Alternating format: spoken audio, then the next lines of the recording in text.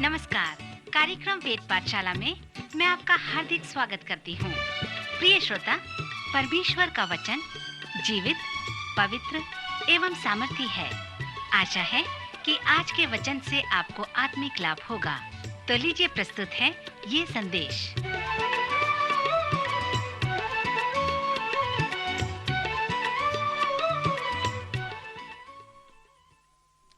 नमस्कार श्रोता मित्र, वेद पाठशाला की अगली कक्षा में आपका स्वागत है। जो लोग प्रारंभ से इन कक्षाओं में भाग ले रहे हैं, उनको मालूम होगा कि यह सर्वेक्षण संपूर्ण पवित्र शास्त्र का अध्ययन है, जिसमें हमें पुराने नियम से लेकर नए नियम तक ले आया है। और इन दिनों में हम पौलुस की पत्रियों तक आ गए हैं। अपने बाइबल को मेरे साथ इफिसियों की पत्री को निकाल लें। पिछले समय की तरह अभी भी मैं आपको स्मरण दिला दूं कि यह सर्वेक्षण का परिचय व रूपरेखा है। आप अपना बाकी जीवन इस पत्री के मनन में समय बिताएं और एक एक पद व एक एक वचन पर मनन करें कि पौलुस ने हमारे लिए इस पत्री को कैसे लिखा है। एक पास्टर होने के नाते मैंने इस पत्री को प्रथम 3 अध्याय को 2 वर्ष तक प्रति रविवार प्रचार किया। हमने सीखा कि इफिसियों की पत्री में 6 अध्याय हैं। प्रथम 3.5 अध्याय सिद्धांतिक शिक्षा हैं, जो यीशु मसीह के प्राथमिक कलीसिया के विषय में बताते हैं। वे बताते हैं कि चर्च परमेश्वर के आश्चर्य कर्म हैं। चौथे अध्याय के प्रथम 16 पद में पौलुस ने चर्च के स्वभाव, कार्य व उद्देश्यों को बताया है। फिर पौलुस इस पत्री में प्रायोगिक भाग को प्रारंभ करता है, जो गंभीर, महत्वपूर्ण व व्यवहारिक है। उसने हमें कहा है कि हम पुराने मनुष्यत्व को उतारकर नए मनुष्यत्व को पहन लें। पौलुस के अनुसार हम प्रेम में चलें, ज्योति की संतान की नाई चलें, आत्मा में चलें और सावधानी या बुद्धिमानों की नाई चलें।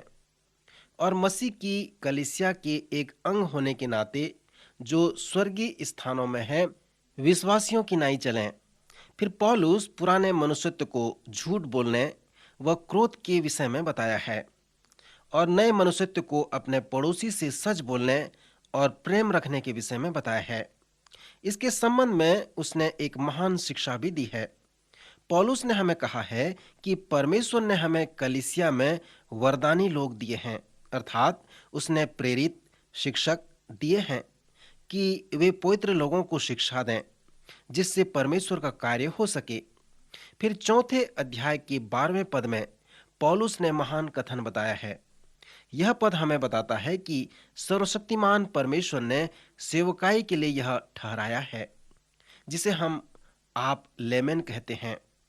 पौलुस ने पवित्र लोगों का शब्द उपयोग किया है, अर्थात कलीसिया में विश्वासी गण। पौलुस के अनुसार पास्टर व शिक्षक एक दल के कोच हैं, परंतु लोग जो चर्च में हैं, जिन्हें हम लेमेन कहते हैं, वो दल के लोग हैं। वे ही खिलाड़ी हैं। परमेश्वर का कार्य उस चर्च भवन में रविवारी आराधना को ही नहीं होता, परंतु जब आशीष वचन कहा जाता है, उसके बाद ही परमेश्वर का कार्य प्रारंभ होता है। पौलुस के अनुसार जब वे पवित्र लोग चर्च छोड़कर बाहर आते हैं, तो परमेश्वर का कार्य उन्हें सौंप दिया जाता है। पास्टर का कार्य यह है कि वह आपको उत्साहित करता है, प्रेरित करता है, चुनौती देता है कि आप परमेश्वर के कार्य को करें। सो यही चर्च के लिए एक महत्वपूर्ण स्वभाव, कार्य व उद्देश्य है। जब पौलुस इस पत्री के प्रायोगिक भाग में आकर 5वें अध्याय को लिखता है, तो उस कार्य को घर में आरंभ करने के लिए बड़ा कठिन होता है।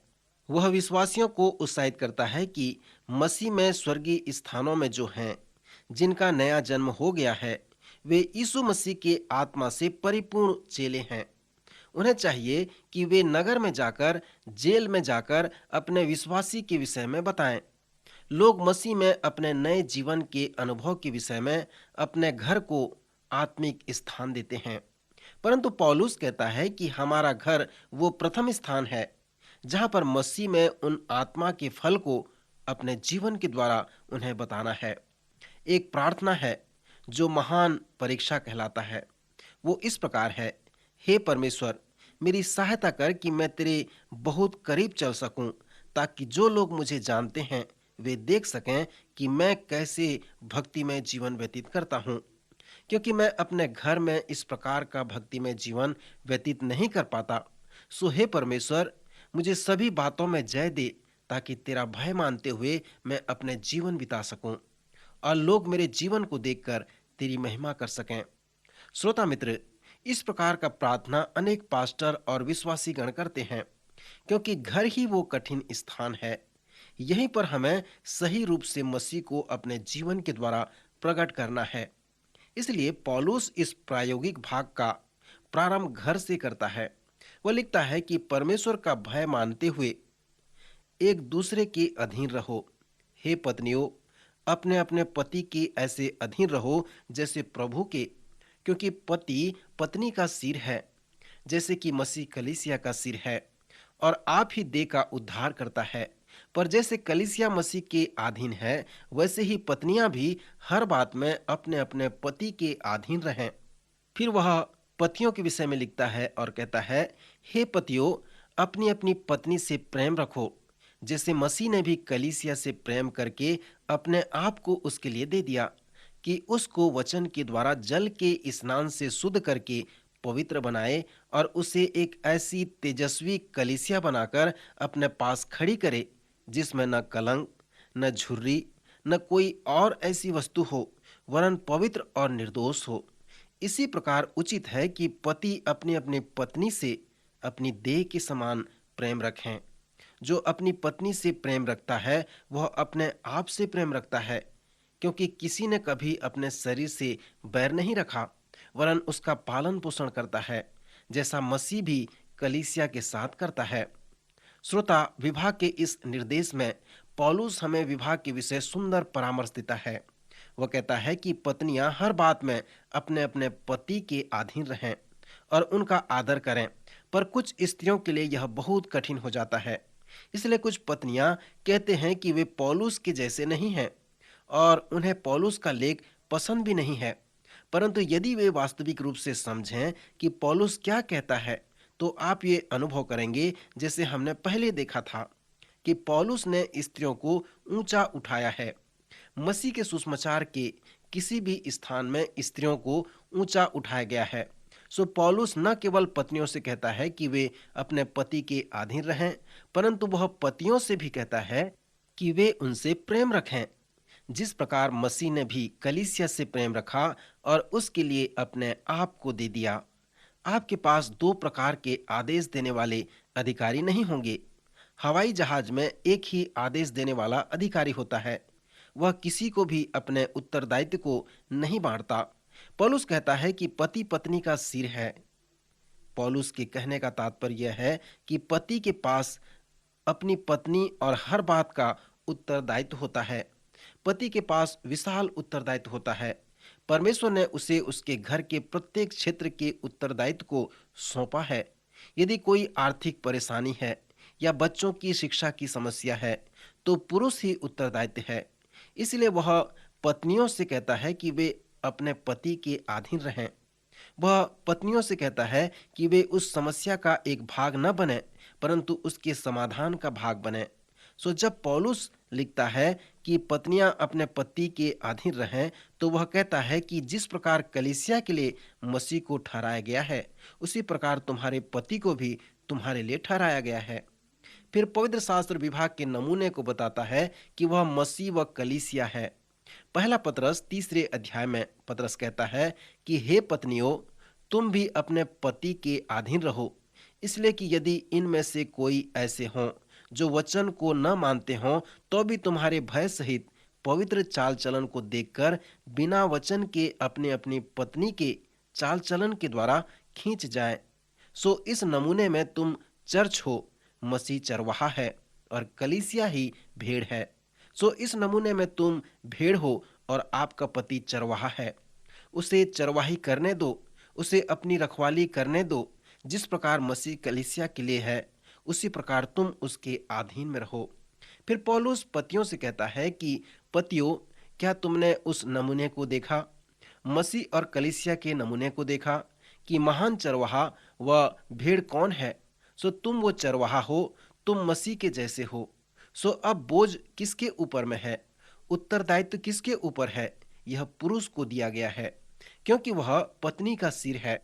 सो हे पतियों, क्या आपने देखा कि मसीह ने किस प्रकार अपनी कलीसिया को प्रेम किया और उसके लिए अपने आप को दे दिया? सो तुम भी अपनी पत्नियों से प्रेम रखो, जिस प्रकार मसीह ने भी कलीसिया से प्रेम रखा और उसके लिए अपने आप को दे दिया। सो तुम भी अपनी पत्नी के लिए अपने आप को दे सको। मत्ती के 5वें अध्याय के अंत में यीशु ने इन वचनों द्वारा पिताओं को संबोधित किया है कि इसलिए चाहिए कि तुम सिद्ध बनो जैसा तुम्हारा स्वर्गीय पिता सिद्ध है। आप इन सब को एक साथ लेकर आएं और देखें कि पुरुषों को कौन सा कार्य दिया गया है, और वो इस प्रकार है कि जिस प्रकार उसने प्रेम किया उसी प्रकार तुम भी प्रेम रखो, जिस प्रकार उसने दिया उसी प्रकार तुम भी दे दो, और जिस प्रकार वह है उसी प्रकार तुम भी अपने पत्नी व बच्चों के लिए बने रहो। सो यह कठिन कार्य उन पतियों को दिया गया है जो उस उत्तरदायित्व को समझते हैं। एक पत्नी व माँ होने के नाते यदि आप ऐसे पति के साथ जीवन व्यतीत कर रहे हैं जो मसीह में स्वर्गीय स्थानों में है, जिसके साथ पवित्र आत्मा है, जो अपनी पत्नी व बच्चों के लिए जीवन देने तक तैयार है, तो आपको चाहिए कि वह आपके घर का सिर हो, जिसके पास घर का सारा उत्तरदायित्व है। मित्र, अब मैं विवाह के बड़े समस्या के भाग में आता हूँ। क्या आप जानते हैं कि विवाह क्या है? पति अपने उत्तरदायित्व को स्वीकार नहीं करते, वे पत्नी व घर की सिर नहीं बनना चाहते। आज जो बड़ी समस्या पास्टरों को सामना करना पड़ता है कि पुरुष अपनी पत्नी से प्रेम नहीं रखते, और जिस प्रकार मसीह ने अपने आप को कलीसिया के लिए दे दिया, वे उस प्रकार अपना जीवन परिवार के लिए नहीं देते। सो हजारों लाखों पत्नियों को इस समस्या का सामना करना पड़ता है, पर वे क्या करें? वे वही करते हैं जिसे पति या बच्चों को पिता ने किया है। वे उस उत्तरदायित्व को ले लेते हैं और अपने बच्चों से प्रेम रखते हैं, उनके लिए अपने आप को दे देते हैं, क्योंकि उनके पतियों ने उस उत्तरदायित्व को नहीं निभाया। इफिसियों के 5वें अध्याय में पौलुस ने स्त्री व पुरुष के विवाह के विषय में सुंदर रूपरेखा प्रस्तुत किया है, जो दोनों मसीह के पीछे चलते हैं। क्योंकि हम इफिसियों की पत्री का सर्वेक्षण कर रहे हैं, तो मैं पौलुस प्रेरित द्वारा बताए गए विवाह की रूपरेखा को बताना चाहता हूँ। मेरे पास एक सुंदर लकड़ी का नक्काशी है, जिसे मेरे मित्र ने मेरे लिए अफ्रीका से लेकर आया है। इस लकड़ी के नक्काशी का जो उद्देश्य है वह इस प्रकार है कि वह स्त्री व पुरुष के शरीरों में एकत्वपन को प्रस्तुत करता है, जो परमेश्वर द्वारा ठहराया गया है।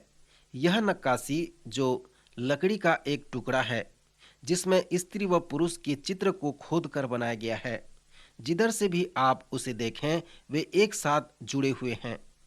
हमने सुसमाचार के सर्वेक्षण में देखा था कि दो विवाहित साथी परमेश्वर द्वारा एक होने के लिए ठहराए जाते हैं। अब किस उद्देश्य से ये दोनों एक होते हैं? यीशु ने बताया है कि जब परमेश्वर ने विवाह को ठहराया, तो उसने उस संबंध को बनाया जिसमें दो लोग, स्त्री और पुरुष, आत्मा में एक हों, मन में एक हों और शारीरिक संबंध के द्वारा अपने एकत्वपन को अभिव्यक्त करें। सो उस नक्काशी के द्वारा इसी प्रकार से समझाया गया है। इसके पहले कि वे एक हों, उन्हें चाहिए कि वे पहले मसीह में एक हों। दूसरे शब्दों में वे जानें कि मसीह में एक होने के लिए उन्हें क्या करना है। स्वर्गीय स्थानों में उन आत्मिक आशीषों को पाने के लिए उन्हें क्या करना है। सो इस प्रकार से परमेश्वर द्वारा बनाए गए विवाह की सुंदर योजना से एक घर का निर्माण होता है। इस उदाहरण के द्वारा उन दोनों का आत्मिक संबंध एक दूसरे के साथ तभी मजबूत होगा जब मसीह यीशु के साथ उनका व्यक्तिगत संबंध ठीक होगा। उनके मध्य जो संबंध की कड़ी है वो सही होनी चाहिए। पहली कड़ी जो उसने सिर के ऊपर में उसमें है, आत्मिक संबंध कह सकते हैं। आत्मिक संबंध एकत्वपन होने का नींव है। अगली कड़ी वार्तालाप है। अनेक दंपति हैं जो अपने पास्टर से कहते हैं, हमारे साथ किसी प्रकार का वार्तालाप नहीं होता। पास्टर, यह सत्य नहीं है। इस प्रकार की कोई बात नहीं है कि वार्तालाप न हो, परंतु यहाँ पर जो विषय है कि आप क्या वार्तालाप कर रहे हैं और किस प्रकार वार्तालाप कर रहे हैं। यदि आप बातें नहीं कर रहे हैं, फिर भी आप वार्तालाप कर रहे हैं, परंतु क्या वह कैसे आप वार्तालाप कर रहे हैं। मित्र, जब आप वार्तालाप के विषय में अध्ययन करेंगे तो आप इस निष्कर्ष में आएंगे कि वार्तालाप एकत्वपन का एक औजार है। वह इस प्रकार का औजार है जिसके द्वारा आप अपने विवाह के एकत्वपन को बनाए रख सकते हैं। यदि आपके पास सही वार्तालाप नहीं है तो आप असहाय हैं और आप अपने समस्या का समाधान नहीं कर सकते। वार्तालाप की समस्या उस जीवाणु के समान है जो अंधेरे में द्विगुणित होते हुए जाते हैं, परंतु उजियाले में वे जीवित नहीं रह सकते। जब आप वार्तालाप करते हैं तो आप बत्ती जलाते हैं जिससे अनेक जीवाणु मर जाते हैं, पर यदि आप वार्तालाप नहीं करते हैं तो वार्तालाप की समस्या जीवाणु की तरह बढ़ती ही जाती है। अगली जो कड़ी है वो संगति है। संगति एकत्वपन का प्रमाण है। कभी कभी मैं आश्चर्य करता हूं कि किस प्रकार दो व्यक्ति एक होंगे, क्योंकि दोनों के विचार भिन्न हैं, उनके लक्ष्य अलग अलग हैं। एक पास्टर होने के नाते मैं साधारण रूप से तो उनकी सहायता नहीं कर सकता, पर उनसे पूछता हूं कि आप दोनों कैसे एक हो गए। फिर इस 5 कड़ी में बीच की जो कड़ी है वो प्रेम को प्रस्तुत करता है। पवित्र शास्त्र के आधार पे ये वो प्रेम है जिसे पौलुस ने पहले कुरिन्थियों के 13वें अध्याय में वर्णन किया है। यह अगापे प्रेम है जो अविनाशी है, क्योंकि यह अप्रतिबंधित है। यह अप्रतिरोध्य है, क्योंकि यह आत्मिक प्रेरणा से है। अगापे प्रेम स्वार्थी नहीं होता। सो पवित्र शास्त्र बताता है कि यह वो प्रेम है जो दो लोगों को एक कर देता है। एक ही कारण है कि विवाह टूट जाते हैं, क्योंकि वे स्वार्थी होते हैं। वे कभी भी मसीह को अपने जीवन का केंद्र नहीं मानते। वे अपने विवाहित संबंध में देखते हैं कि इसमें मेरे लिए क्या लाभ है। यदि उनमें से दोनों अपने संबंध में इसलिए आते हैं कि क्या प्राप्त करें और कोई भी न दे, तब आप जान लें कि एक भी प्राप्त नहीं कर पा रहा है, क्योंकि कोई नहीं दे रहा है। प्रभु यीशु की शिक्षा में एक पद को उन्हें सुनने की आवश्यकता है। प्रभु यीशु ने कहा, लेने से देना धन्य है। यीशु का यह वचन उनके आंतरिक जीवन में कार्य करे। जो अगापे प्रेम है, ताकि दोनों में एकत्वपन हो सके, दोनों में एकता हो सके और वे इस प्रेम में सक्रिय रूप से आगे बढ़ सकें। अगली जो कड़ी है वो समझ है। समझ एकता को बढ़ाता है। डॉक्टर पॉल टर्नर ने एक पुस्तक लिखी है जिसका शीर्षक है एक दूसरे को समझना। उनके पुस्तक का सार यह है कि स्त्री व पुरुष के मध्य भिन्नता है जो स्पष्ट है।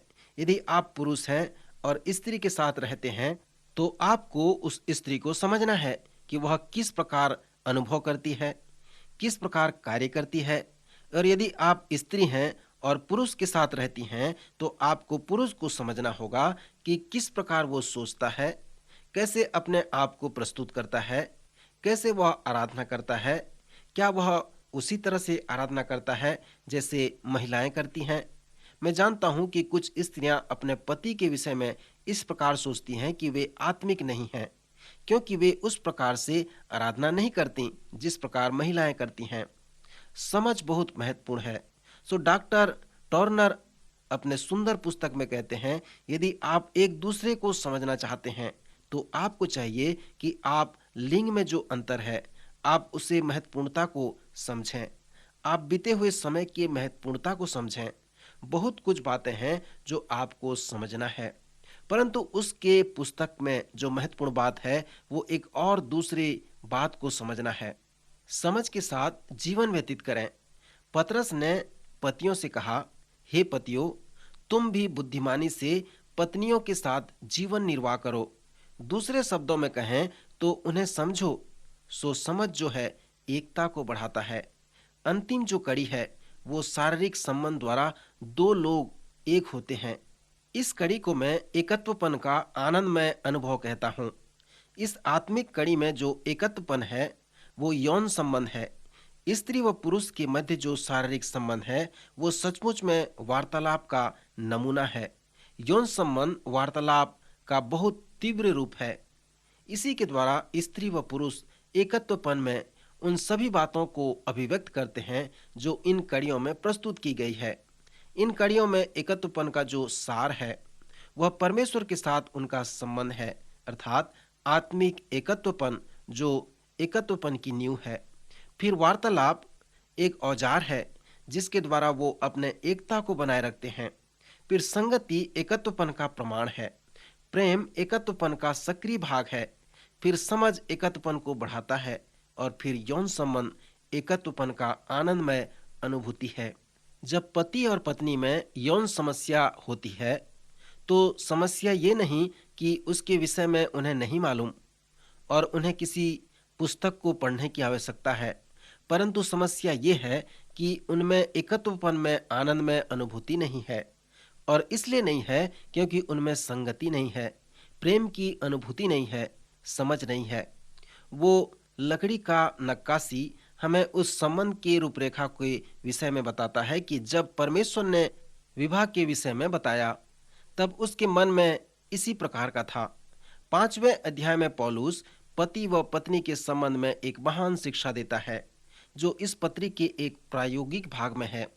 विवाह के संबंध में इस स्थल की तुलना वचन के और स्थलों में करें, तब आप जानने पाएंगे कि जब परमेश्वर ने उन्हें पुरुष व स्त्री करके बनाया तो उसका क्या अभिप्राय था। क्यों उसने उन्हें विवाह के सूत्र में जोड़ दिया जो एक घर की नींव है। सो जब आप इसकी तुलना करेंगे तो जानने पाएंगे। अगला उदाहरण इस विभाग के संबंध में जो है वो त्रिभुज है। त्रिभुज के दोनों निचले भाग में अर्थात एक भाग में स्त्री व एक भाग में पुरुष को देखें और फिर ऊपर के भाग में परमेश्वर को देखें। जिस प्रकार वे एक दूसरे के निकटता में हैं उसी प्रकार वे परमेश्वर की निकटता में भी आते हैं। सो विवाह में जो आत्मिक संबंध है यही बात उसका वर्णन करता है। फिर 5वें व 6वें अध्याय में पति व पत्नी के संबंध के विषय में बताने के बाद वह दास व स्वामी के विषय में बताता है कि दास किस प्रकार अपने स्वामी की आज्ञा माने और स्वामी किस प्रकार दासों के साथ व्यवहार करे। फिर बालकों के लिए भी कहा गया है कि वे प्रभु में अपने माता पिता के आज्ञाकारी बने क्योंकि यह उचित है और वे अपने माता पिता का आदर करें। सो बच्चों का संबंध माता पिता के साथ उचित हो और माता पिता का संबंध भी बच्चों के साथ सही हो। इस पत्री में पौलुस कहता है कि जिसके साथ भी तुम निकटता में हो इस संबंध को उसके साथ प्रारंभ करो। यदि आप विवाहित हैं तो अपने साथी के साथ, यदि आप छोटे हैं तो अपने माता पिता के साथ इस शिक्षा को लागू करें। यदि आप कहीं पर कार्य करते हैं तो अपने सहकर्मियों के साथ इस शिक्षा को लागू करें। सो इसी पत्री के प्रायोगिक भाग को हम संबंध को पहनना या पहनाना कह सकते हैं। श्रोता, पौलुस इस पत्री के दूसरे भाग में जिस सच्चाई का वर्णन हमसे किया है वे कुछ भी हों, हम उसे अपने संबंध में लागू करें। अनेक लोग इस बात को नहीं समझ पाते हैं कि आत्मिक संसार में धनात्मक बातें भी हैं और ऋणात्मक बातें भी हैं, अर्थात अच्छे आत्मा भी हैं और बुरे आत्मा भी हैं। 6वें अध्याय में पौलुस ने कहा है कि हमारा युद्ध आत्मिक युद्ध है। हमारा युद्ध लहू और मांस से नहीं परंतु प्रधानों और अधिकारियों से और इस संसार के अंधकार के हाकिमों से और उस दुष्टता की आत्मिक सेनाओं से है जो आकाश में है। सो एक ही तरीका है कि हम उन आत्मिक सेनाओं से जय प्राप्त कर सकते हैं। वो इस प्रकार है कि हमें प्रतिदिन परमेश्वर के सारे हथियार बांधने हैं ताकि हम शैतान की युक्तियों के सामने खड़े रह सकें। उसने हमें कहा है कि हम उद्धार का टोप पहनकर, धार्मिकता की झिलम पहनकर, विश्वास की ढाल लेकर, आत्मा की तलवार लेकर जो परमेश्वर का वचन है और पांव में मेल की सुसमाचार की तैयारी के जूते पहनकर शैतान की शक्तियों के सामने खड़े रहें। मित्र, यहाँ पर वह उन आत्मिक हथियारों के विषय में वर्णन करता है और बड़े उत्साह के साथ हमें कहता है कि हम आत्मिक युद्ध में हैं और हमें लड़ना है, परंतु अपने बल व सामर्थ्य से नहीं लेकिन पवित्र आत्मा की सामर्थ्य से लड़ना है। श्रोता, मैं आपको आज इस चुनौती के साथ छोड़ना चाहता हूं कि क्या आपने उद्धार का टोप पहना है? क्या आप जानते हैं कि आप पाप के सामर्थ्य से बचाए गए हैं? क्या आपका हृदय धार्मिकता की झिलम से बचाया गया है? क्या आप विश्वास की ढाल का उपयोग करते हैं? क्या आप जानते हैं कि आत्मा की तलवार जो परमेश्वर का वचन है कैसे उपयोग किया जाता है? तो आपको चाहिए कि आप अपने पाँव में मेल के सुसमाचार की तैयारी के जूते पहनकर दूसरों को सुसमाचार सुनाएं। प्रभु इन वचनों द्वारा आपको आशीष दे।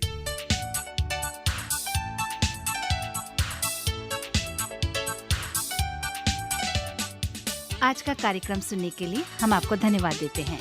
श्रोताओ, आत्मिक विषय से संबंधित कोई सवाल आपके मन में है तो आप अपने सवालों का जवाब इस पते पर प्राप्त कर सकते हैं। हमारा पता है कार्यक्रम Ved Pathshala, radio Vishwavani, post box number 317, Lucknow 226001, Uttar Pradesh. पता एक बार फिर सुन लीजिए।